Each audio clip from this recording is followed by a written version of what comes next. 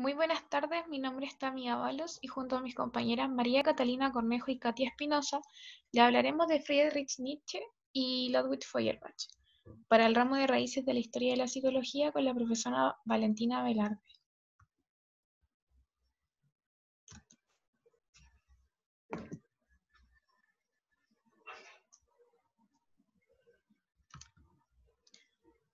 Friedrich Nietzsche, nacido en Röcken, actual Alemania, en 1844. Este fue un filósofo alemán nacionalizado suizo. Su abuelo y padre fueron pastores protestantes, por lo que él creció en un ambiente religioso. Tras estudiar filosofía clásica en las universidades de Bonn y Leipzig, a los 24 años tuvo la cátedra extraordinaria de la Universidad de Basilea. Unos años después, sin embargo, abandonó su docencia, decepcionado por el academicismo universitario.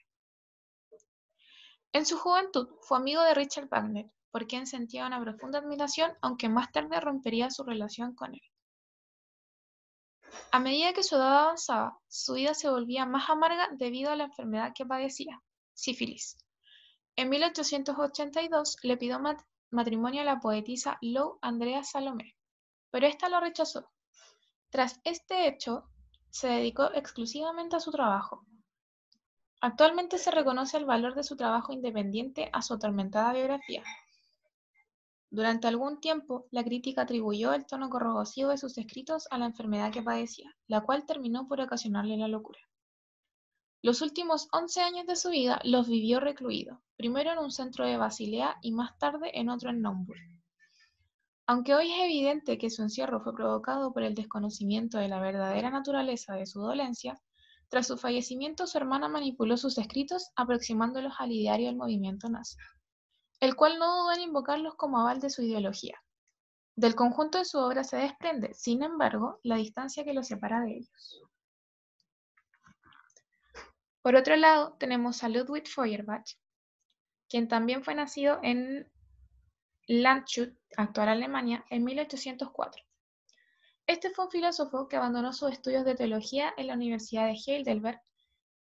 Teología, ciencia que trata de Dios y del conocimiento que el ser humano tiene sobre él, para estudiar filosofía en Berlín, junto a Hegel, otro importante filósofo del idealismo alemán de su época, con quien quedó sumamente deslumbrado, sin saber que más tarde se opondría a este. Permaneció como profesor libre en Erlangen desde 1829 a 1832. Tras la ruptura con su maestro, centró su interés en la elaboración de la interpretación humanística de la teología a través de obras como Pensamientos sobre la muerte y la mortalidad, lanzada en 1830. Este ensayo, debido a la tesis anticristiana que sostenía que la inmortalidad de la humanidad, no el individuo singular, le costó la carrera universitaria. También contamos con La esencia del cristianismo, obra lanzada en 1841. Esta fue su obra más reconocida. En ella considera a Dios como una hipótesis del hombre, definido en términos abstractos, pero pensado como ente sensible. Dios es, en sí mismo, una noción contradictoria según Feuerbach.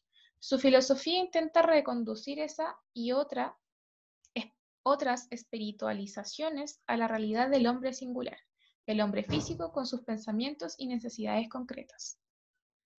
Ludwig Feuerbach es una de las principales figuras del llamado hegelianismo de izquierdas.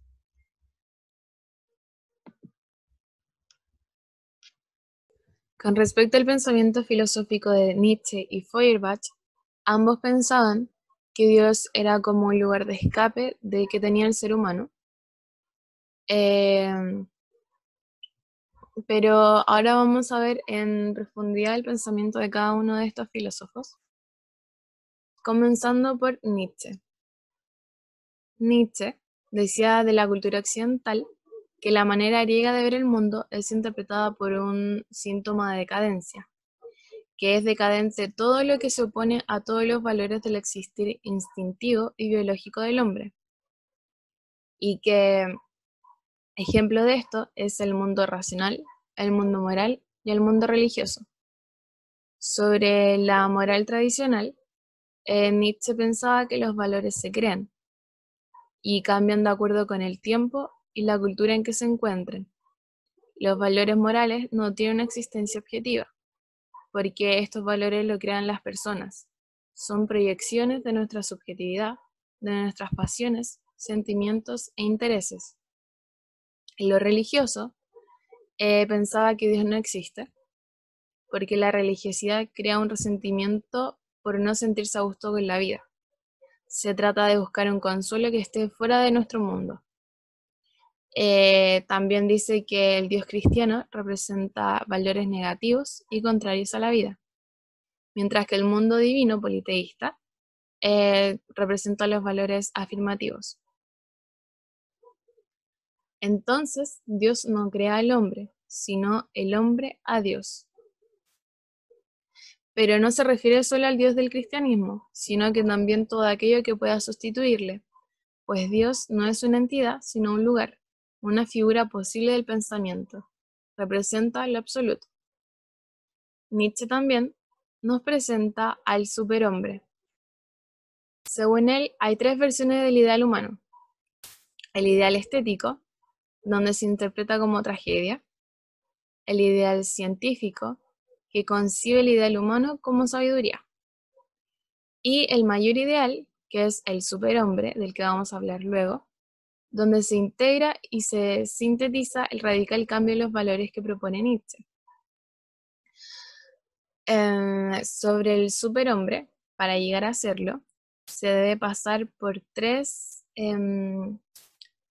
fases. La primera es la del camello, que es el símbolo del hombre europeo actual, que está impregnado en la moral de esclavos. Luego está el león, que es el símbolo del hombre revolucionario, que se levanta contra la moral de los esclavos y rompe las cadenas de la esclavitud. Y por último pasa a formarse el niño, que simboliza la pureza e inocencia de la infancia. Y estas tres fases van a abrir una nueva tabla de valores. Entonces, como síntesis del superhombre, Nietzsche dice que hay que expulsar a Dios de nuestro interior para poder ser un hombre con plenitud de poder y de dominio sobre sí y sobre los demás. Ahora el pensamiento filosófico de Feuerbach. Este personaje adquiere un papel decisivo en la historia, ya que contiene una gran riqueza y complejidad de ideas. Su influencia es y ha sido relevante desde los primeros escritos, y en sus escritos se encuentra la cultura alemana impregnada. Bueno, Feuerbach sostiene que la existencia de la religión solo satisface una necesidad psicológica de la persona, ya que la existencia de Dios solo consiste en idealizarnos en Él.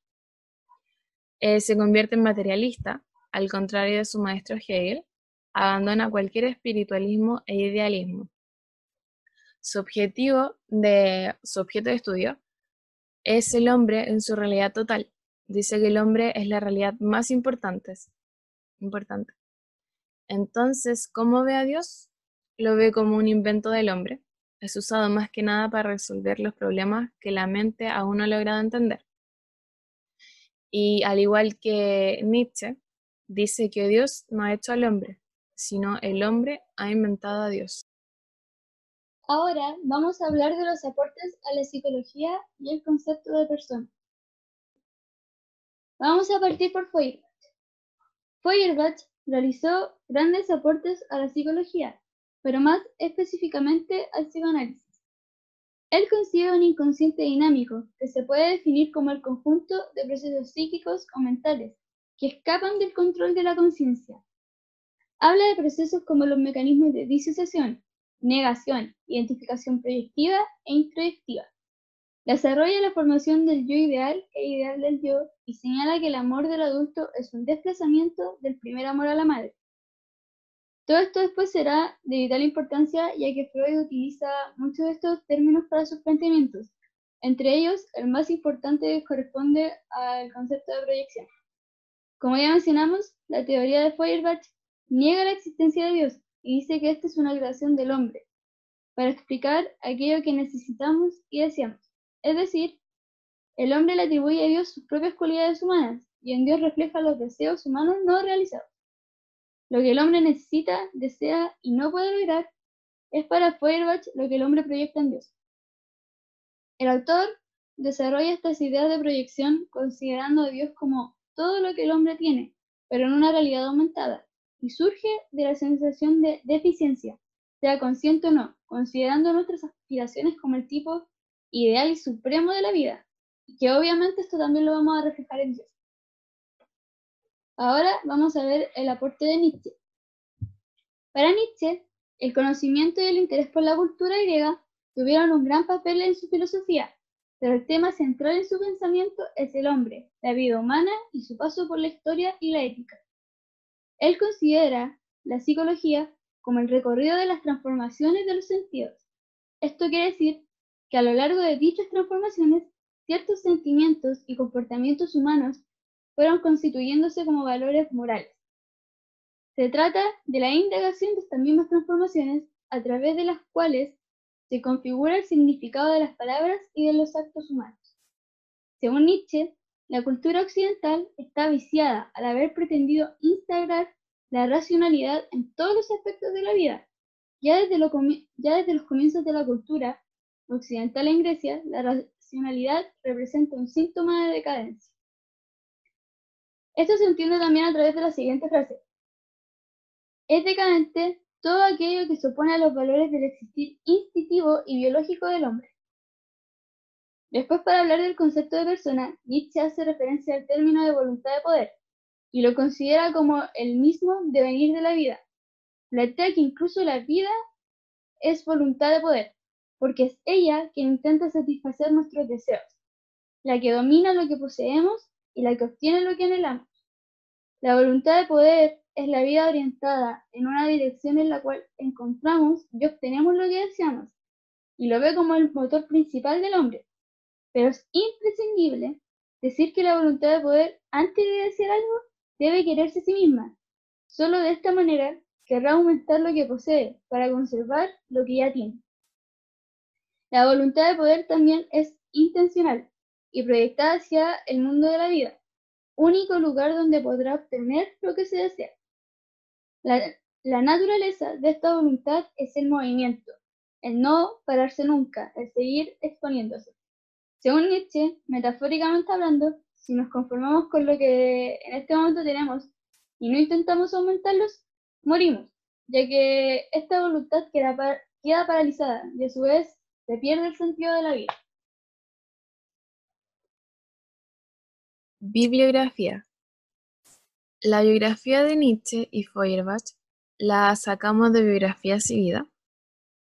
Para buscar sobre los pensamientos filosóficos, recurrimos en parte en Wikipedia para ambos filósofos. Para Feuerbach también buscamos un artículo que se llama, Dios como esencia del hombre, de José Francisco Piñón.